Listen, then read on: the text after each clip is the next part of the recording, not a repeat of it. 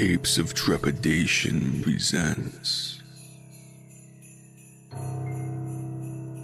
The 12 Scares of Christmas.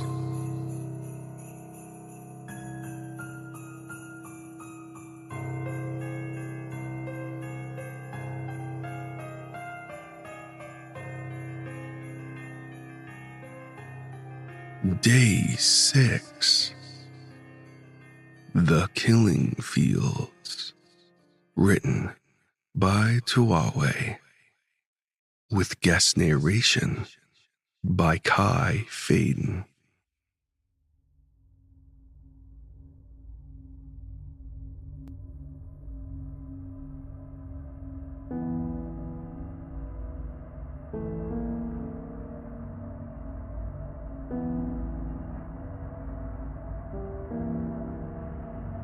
Every year, with the first snowfall, I fill with dread. I've witnessed massacres, slaughters, annually, like clockwork. Ritualistically, the eldest are taken, the strongest and the tallest, pillars of the community. It's as if it's an insidious, quiet genocide, keeping us all from knowing a full life, from gaining wisdom of age. I was but a shrub, a sapling, when my family was taken. Why was I spared? I would beg for answers to the remains of my kin, left behind as a warning of what will one day be my fate. I spent the entirety of the next 3 seasons wishing they'd taken me too. But when the frost returned and the snow crested my remaining brethren and I, all I felt was fear. Death is not what scares me. I was and am ready to rejoin those I've lost in the eternal roots.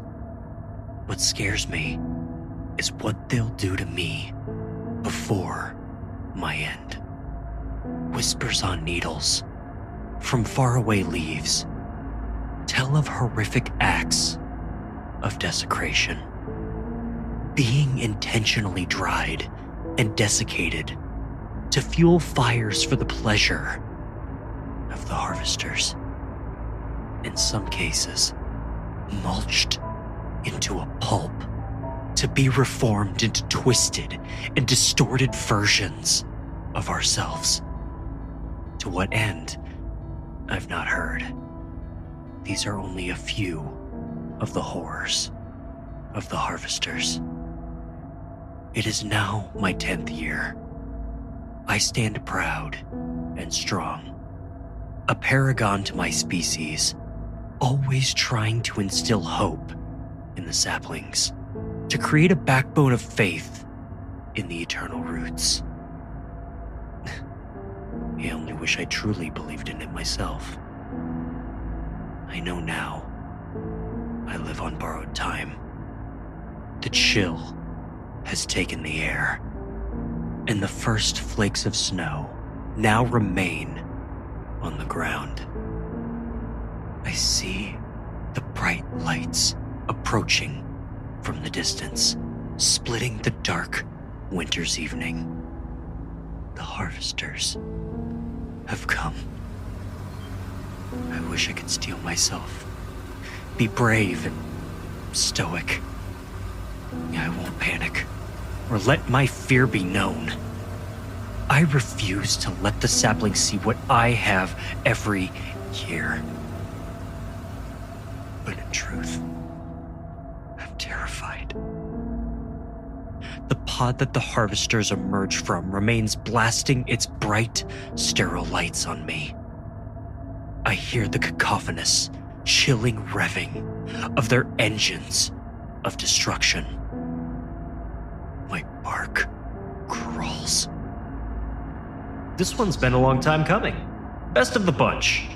We'll put it on the premium lot. One of the malevolent beasts boasts to his cohorts. One grabs my branches, pulling them upward to clear space toward the base of my trunk. I can only wish I had more time. I can feel the sharp bite of their machinery beginning to smoothly work its way deep into my wood. I sense the terror of the other nearby trees quaking fur. I know what they're thinking. I have thought it every winter. Will I be next? The agony is unlike any I've ever felt. Small particles of my trunk strewn aside in a cloud of dust. I hold on to my strength through the pain. I refuse to give these beasts the satisfaction. I know it was only a moment, but it felt like an eternity. The saws have severed my connection from the earth. I'm a living corpse. There's no salvation. I'm in the back of their pod now, surrounded by other unfortunate souls. Most are too weak to share their whispers. Those who aren't have lost their minds. I attempt to soothe them. We will soon return to the roots, my brothers. But my whispers fall to nothing. That's what I am now. Nothing.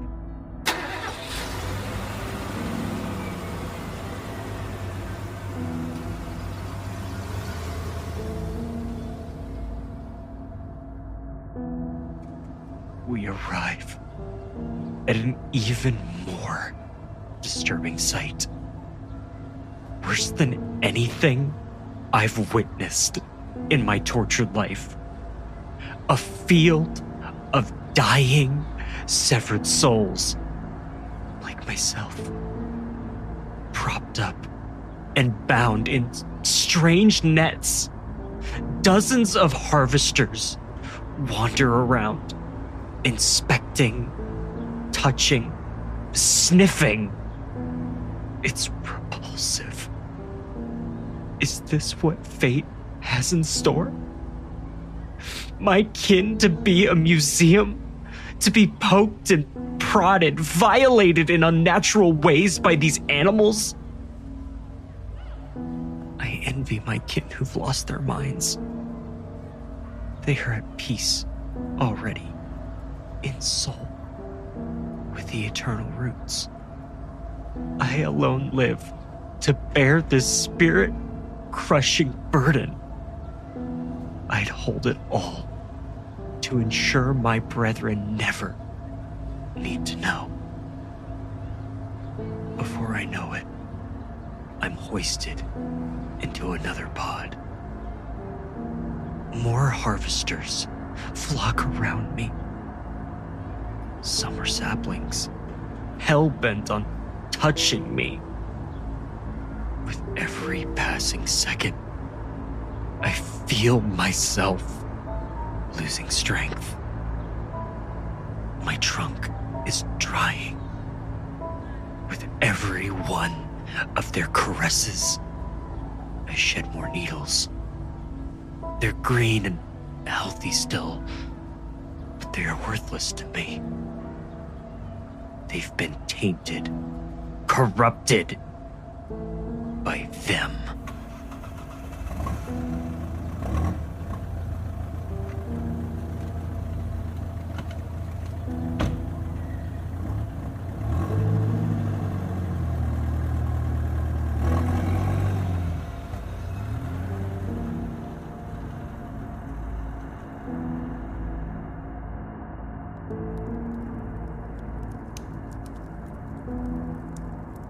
I am now in a hot, horrific den. The abode where the harvesters live.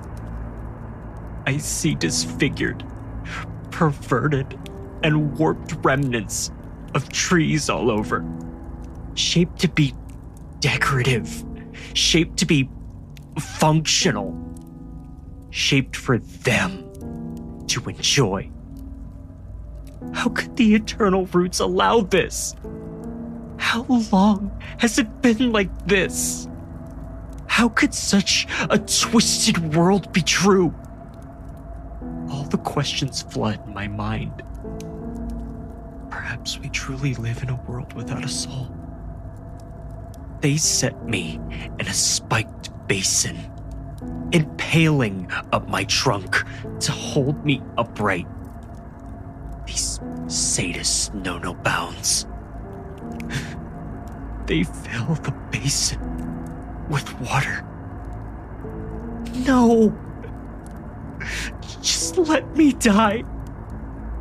Why must this torture be prolonged? Why must I suffer this fate? Then I see it. They bring out a box filled with shiny baubles and strange totems. They begin to adorn me. I see. Now I finally understand. They tear me away from my kin, ensure my inevitable death, prolong my suffering, and finally parade my corpse in their home, covered in gaudy trinkets. They intend to humiliate me, to shame me. What could we possibly have done to deserve this cruel, corrupted end? They begin to chant rhythmically around me. Never before would I have thought I craved death. Never have I been so helpless.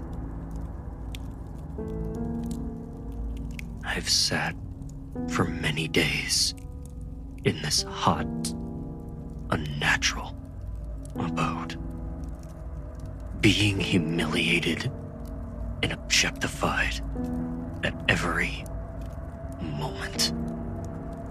I'm a joke to them, but they love me for it.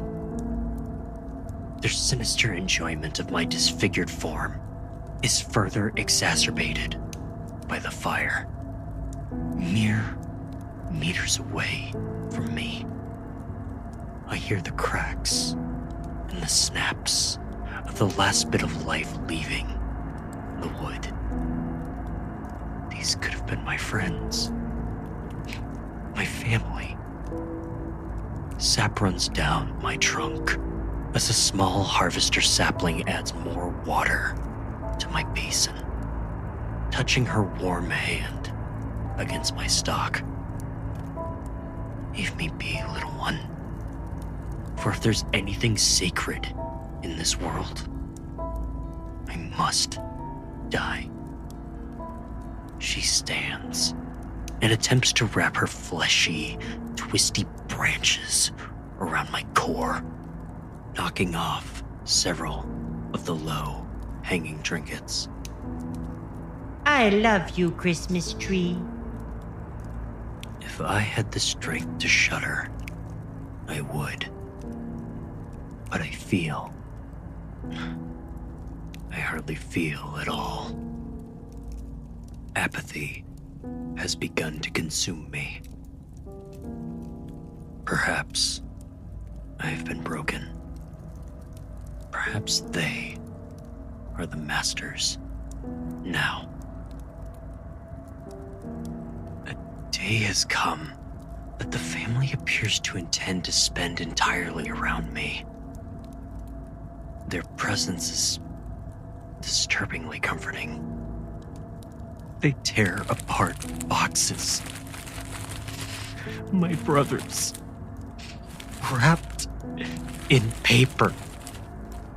My sisters, filled with strange doodads that give them delight. A take a strange pleasure in seeing their enjoyment. I don't know why, but it sickens me.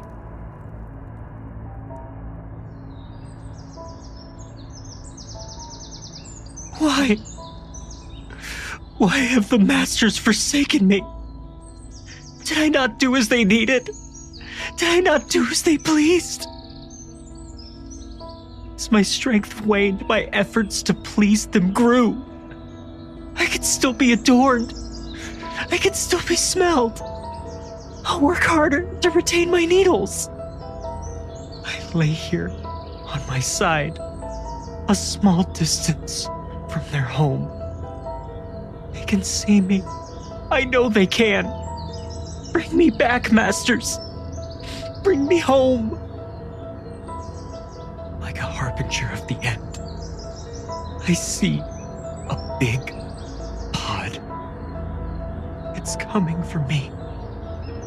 Around in the melting snow, I see other trees. Trees like me, on their sides. Have they abandoned us? There is a strange, large machine filled with blades and spikes behind this master's pod. It's calling to me. The abyss. No! I know now. There are no eternal roots. There are only the masters. Please, take me back. As I'm lifted, I hear the whirring of the machine starting. Time stands still. I call out with the last of my strength. Spare me!